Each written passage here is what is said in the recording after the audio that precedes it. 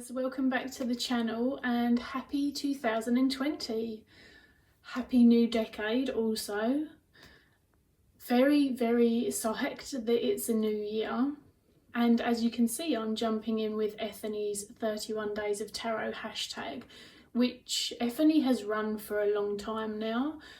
I believe I've participated in the last two.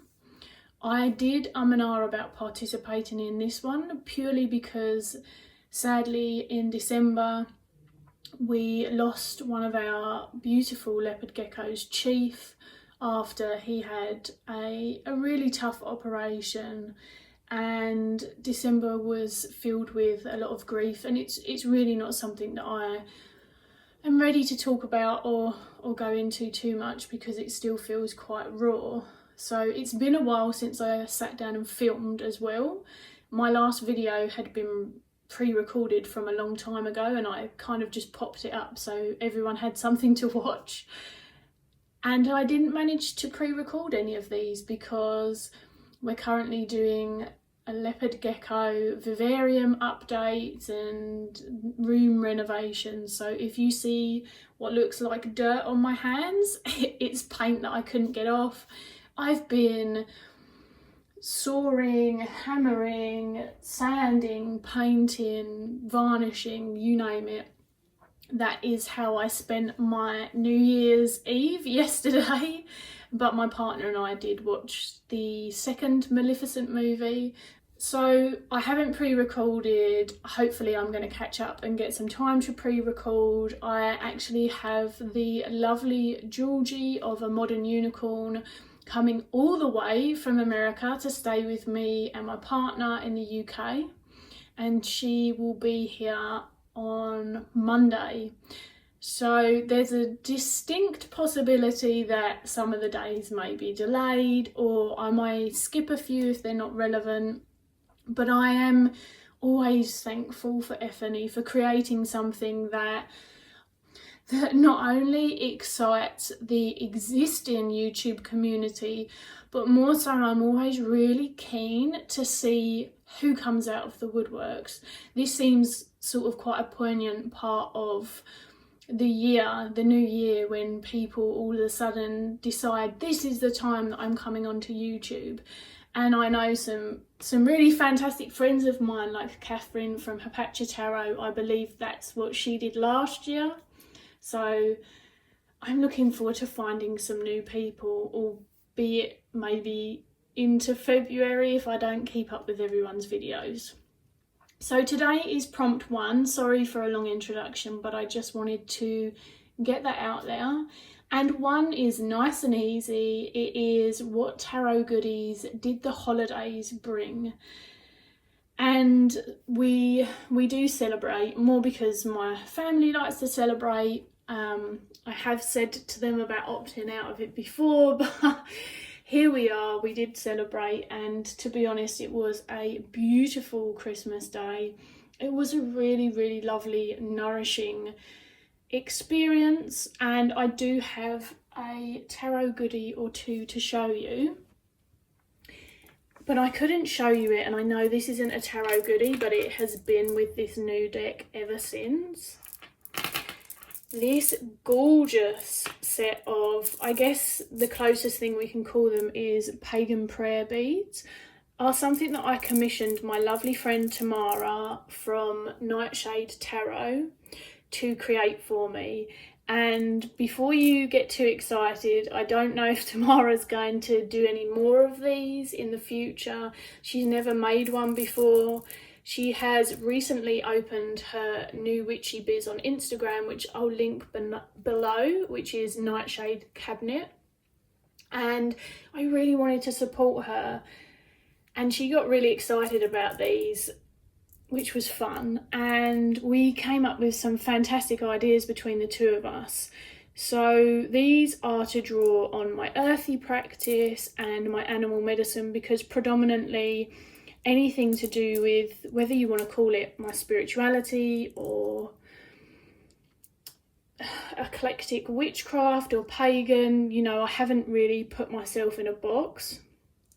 but my path is very earth-centric and animal medicine focused. And this gorgeous little... words are evading me. I have been woodworking and stuff for like 3 days. This little thing on the end that I can't think of the name of is a representation of the 4 elements. I haven't added the 4th yet. So we picked animals that were relevant to my practice, in that I work with these animals quite frequently, to represent different elements. Now, there's no hard and fast rule. They don't only represent these elements to me, but we've got a piece of fox fur for fire. We've got a raven wing for air, a piece of snake skin for earth, and then I'm going to put a piece of a duck's feather in there for water. And these are all ethically sourced. So any animal parts or anything like that that you ever see on my channel are ethically sourced. It's really, really gorgeous. And since we lost Chief, I actually decided that on top of those 4 elements, I'm going to add a piece of his shed into here as well. And I'm also going to just grab a couple of the cat's fur, which she is molting everywhere, and pop that in here so that they're both represented as well. I appreciate this is a long video. I'm not going to have time to edit and all of those wonderful things. So you're just going to have me raw and just rolling with the punches. My gift for this year was the beautiful Roots and Wings Oracle, but also I got this wonderful one-off wrap. She does a lot of one-off wraps. The creator's name is escaping me. There we go. Cat Riles, maybe, hopefully. I believe that her friend creates the fabrics and then she uses the fabrics to make her gorgeous bag. So there's lots of different styles of wraps on there. So my dad bought the deck for me, which usually I don't buy indie decks from abroad. I stick to stockists in the UK, such as Beth from Little Red Tarot, because the customs is pretty steep. But at Christmas or birthday, if I know that I'll be able to afford it one way or another, I grab something that I wouldn't be able to get otherwise. And really, this was the only major deck on my wish list. And then my partner grabbed me the bag because she had a deal on, and it's freaking gorgeous. It feels very in line with my practice, and I guess it's kind of got a earthy or shamanic kind of vibe to it. I don't really know how to describe it. And the person that I have listened to talk about it the most is, again, actually Catherine from Pathfinder Tarot. And seeing her use this with the Brady Tarot, which is one of my absolutely favourite decks, really started to get me even more interested in this. And then a lovely friend on one of the Facebook groups told me that there was a sale on, and that kind of that kind of cemented the decision for me. And I'm really, really psyched to get it. You can see it's got this really gentle watercolory feel to it. There's a lot of movement. It's very evocative of storytelling if you sit with the cards, and the keywords are obviously very open for interpretation. A lot of the individuals here are very neutral. Aside from several keywords, you've got the mother and father. It's just a beautiful deck. As I say, unfortunately I can't say much else other than to gush about it because I haven't used it. It's just been non-stop here, but I'm really looking forward to using it, and I'm really thankful to have finally been able to get a chance to have it.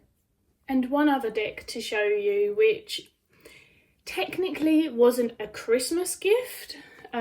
Sorry, this is the leopard gecko shed that I had saved. This was from Chief. This is a little bit of towel that he didn't eat because they generally eat it.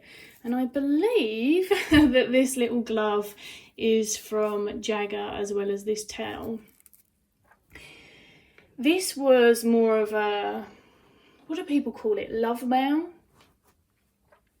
This was part of a beautiful, beautiful package that was sent to me, and it's like third time's the charm, because I'm going to say Catherine from Hapacha Tarot again.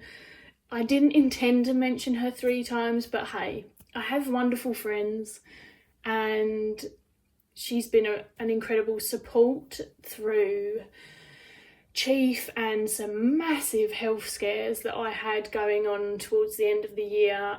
Amidst all of our back and forth, she also sent me this beautiful care package, which this is just a portion of it, and I do kind of want to show the thoughtfulness of what else she sent. But for now, she sent me the Pathfinder Oracle. She kickstarted 2 of these and then asked me if I wanted one, and yeah, just blown away, which also means that I have a mini copy. I love, love, love it. I haven't used it too much because when she was packing, this is totally a me kind of thing to do. She took the book out to rearrange the packaging, and needless to say, the book is on its way to me, and she sent me some photographs of the book for the time being. So I've only used it a couple of times upon getting the photographs. But this is by Andy Schwartz, the creator of the Wooden Tarot, the Earthbound Oracle, and I don't know the name of his Lenormand because I don't have it. But this is his newest deck. Again, very earthy, very animal, very, you could say, shamanic. Just all of the things that are really the biggest embodiment of my practice as an individual, or as a witch, or, as I say, wherever you feel the bracket falls. And I just couldn't be more thankful for this. And it came in December. I think it arrived just before or just after. So it was a very, very timely package to receive after everything that we were going through. And if you haven't seen the little one, I'm really sorry, but it was a Kickstarter only sort of edition, so I'm incredibly fortunate. This companion card is actually my favourite from the whole deck. And the kitty cat card, the snake, yeah, it's gorgeous. I promise to bring you more depth in the rest of the videos when I discuss the decks. It is quite a deck heavy year this year, because Ethony's really drawn upon the change of the decade, which is really interesting. But I fear that some of my videos may be very expected or anticipated, because my deck collection didn't really grow much until 2015, maybe the end of 2015. So people are going to know quite a few of the decks that I'm going to be discussing about various points in the decade, but if I get time, I'll still film those videos because it's still fun, it's still good to reminisce, and I've looked at some of the other days, and there's some really juicy questions that I want to sink into with you all. But this is kind of a catch up with me for those of you who already know me and maybe wondered where I'd been or what's been going on, and I look forward to catching whoever's joining in for the rest of these.